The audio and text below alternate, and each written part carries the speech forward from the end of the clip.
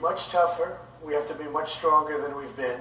We have people that know what's going on. You take a look at just the attack in California the other day. There were numerous people, including the mother, that knew what was going on. They saw pipe bombs sitting all over the floor. They saw ammunition all over the place. They knew exactly what was going on. When you had the World Trade Center go, people were put into planes that were friends, family, girlfriends, and they were put into planes and they were sent back, for the most part, to Saudi Arabia. They knew what was going on. They went home and they wanted to watch their boyfriends on television. I would be very, very firm with families. And frankly, that will make people think. Because they may not care much about their lives, but they do care, believe it or not, about their families' lives. Donald, Governor Bush, this is another example of the lack of seriousness.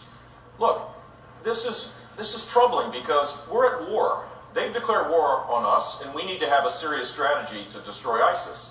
But the idea that that is a solution to this is just crazy. It makes no sense to suggest this. Look, 2 months ago, Donald Trump said that ISIS was not our fight. Just 2 months ago. He said that Hillary Clinton would be a great negotiator with Iran. And he gets his foreign policy experience from the shows. That is not a serious kind of candidate. We need someone that thinks this through, that can lead our country to safety and security. Mr. Trump. Look, the problem is, we need toughness. Honestly, I think Jeb is a very nice person. He's a very nice person, but we need tough people. We need toughness. We need intelligence, and we need tough. Jeb said when they come across the southern border, they come as an act of love. You said in September 30th that ISIS was not a am I talking or are you talking, Jeb? I'm talking right now. I'm talking. You can go back. You're not talking. You interrupted me, September 30th, Are you going to apologize, Jeb? No. Am I allowed to finish? Yes, one at a time. Excuse me. Am I allowed to finish? Go ahead, Mr. Trump. So, again, I know you're trying to build up your energy, Please. Jeb, but it's not working. One at a time. Look. We need a toughness. We need strength. We're not respected as a nation anymore. We don't have that level of respect that we need. And if we don't get it back fast, we're just going to go weaker, and just disintegrate. We can't allow that to happen. We need strength. We don't have it. When Jeb comes out and he talks about the border, and I saw it, and I was witness to it, and so was everyone else, and I was standing there, they come across as an act of love. He's saying the same thing right now with radical Islam. And we can't have that in our country. It just won't work. We need strength. Governor Bush. Donald, you're not going to be able to insult your way to the presidency. That's not going to happen. And I do have the strength.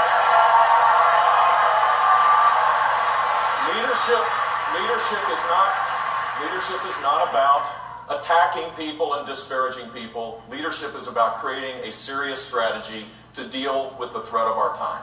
And I laid out that strategy before the attacks in Paris and before the attacks in San Bernardino, and it is the way forward. We need to increase our military spending. We need to deal with a no-fly zone in Syria, a safe zone. We need to focus on building a military that is second to none so that we can destroy Islamic terrorism. With Jeb's attitude, we will never be great again. That I can tell you. We will never be great again. All right, Hugh Hewitt at Danabash. Hugh, go ahead with the next question.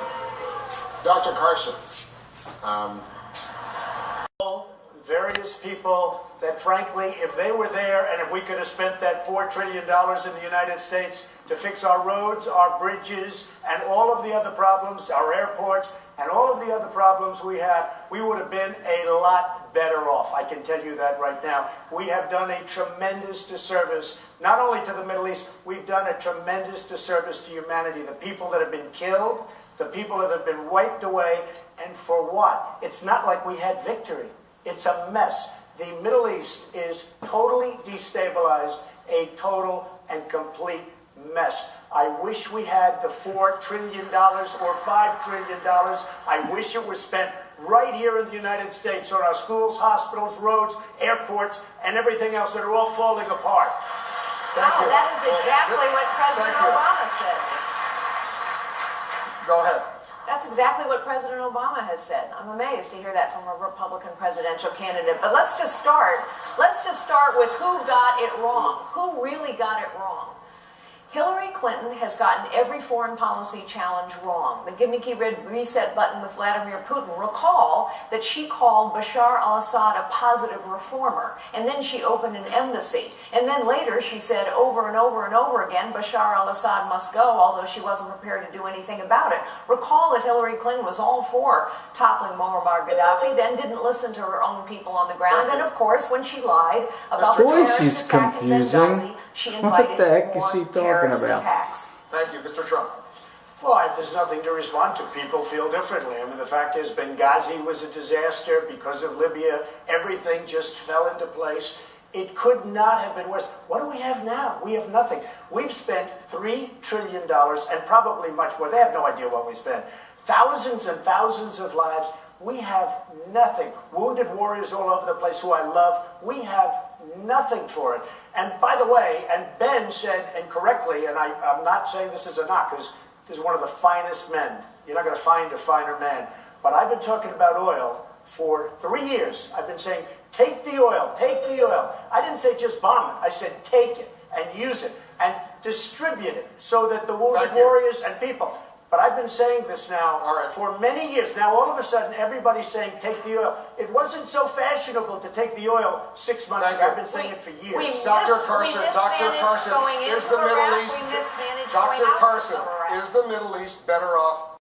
Mr. Trump, my listeners tell me again and again they're worried that Hillary Clinton will win the White House because you run as an independent. Are you ready to reassure Republicans tonight that you will run as a Republican and abide by the decision of the Republicans? I really am. I'll be honest. I really am. I mean, people have been putting me in the press. I really am. Dr. Carson, can I just finish? Oh, please. I've gained great respect for the Republican leadership. I've gained great respect for many, and I'm going to even say all, in different forms, for the people on the dais. In different forms. But I have great respect for the people I've met through this process. I've never done this process before. I've never been a politician. I mean, for the last 6 months, I've been a politician. But I will tell you, I am totally committed to the Republican Party. I feel very honored to be the front runner. And I think I'll do very well if I'm chosen. If I'm so fortunate to be chosen, I think I'll do very well. Polls have come out recently say I would beat Hillary. I will do everything in my power to beat Hillary Clinton. I can promise you. Mr. Trump just committed to stay the distance regardless of the result. How about you? Well, you know, the statement that I made last week that I would leave the party was contingent upon whether, in fact, the party acts like they have in the past with a lot of subterfuge and dishonesty, or like they're going to act now, because I spoke to Reince Priebus and he assured me that the Washington Post writer had it all wrong and that they're not going to be engaging in anything to thwart the will of the people. That's why I got into this race as a member of We the People to try to bring some honesty and integrity back to the process. All right, candidates, we have more coming up when we come back. Everyone will have an opportunity to explain why this particular candidate, each of you on the stage, believes he or she should be the Republican president. Mr. Trump, just this weekend you said Senator Cruz is not qualified to be president because he doesn't have the right temperament and acted like a maniac when he arrived in the Senate. But last month you said you were open to naming Senator Cruz as your running mate. I did. So why would you be willing to put somebody who's a maniac one heartbeat away from the presidency? I've gotten to know him over the last 3 or 4 days. He has a wonderful temperament. He's just fine. Don't worry about it. Okay.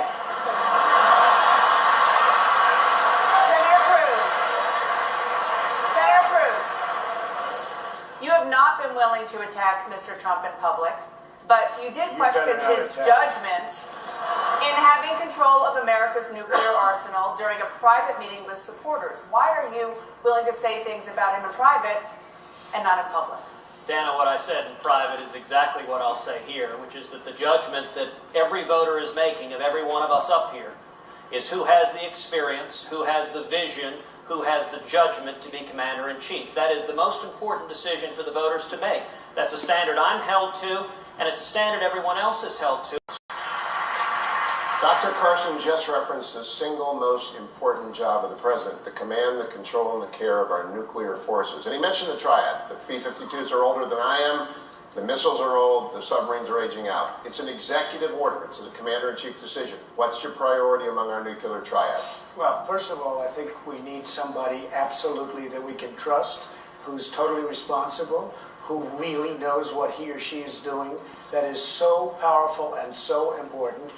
And one of the things that I'm frankly most proud of is that in 2003, 2004, I was totally against going into Iraq because you're going to destabilize the Middle East. I called it very strongly, and it was very important.